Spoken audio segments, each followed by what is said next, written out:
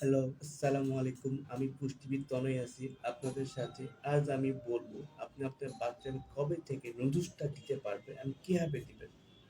মূলত ৮ মাস শেষে যখন আপনার বাচ্চার বয়স ৯ মাস হবে, তখন নুডলসটা দিতে পারবেন। তবে জাস্ট বয়েল করে নুডলসটা আপনার বাচ্চাকে পরিবেশন করতে পারবেন। তবে বাচ্চাকে ইনস্ট্যান্ট নুডলস এসবও দিবেন না।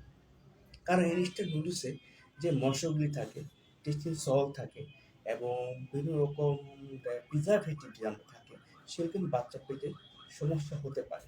তার বদলে আপনারা নরমাল যে নুডলস অথবা আপনার পেটে পাওয়া যায় সেগুলো দিতে পারেন, অথবা আপনি যদি হাতে বানানো নুডলস আপনার বাচ্চাকে দিতে পারেন, এটা খুব বেটার হবে ইনস্ট্যান্ট নুডলস থেকে। জাস্ট অবশ্যই কিছু করে অবশ্যই জাস্ট বয়েল করে দিতে হবে। মা যখন বয়েল করবে নুডলসটি, তখন টমেটোটা কুচি কুচি করে কেটে তার সাথে অ্যাড করে দিতে খাবারটা অনেক ভালো হবে।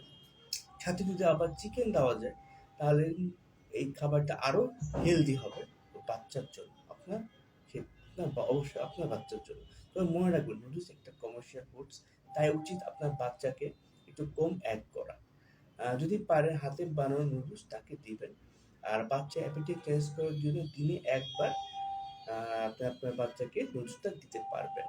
আপনার বাচ্চা ভালো থাকুক, সুস্থ থাকুক। আজ এই পর্যন্তই। ধন্যবাদ।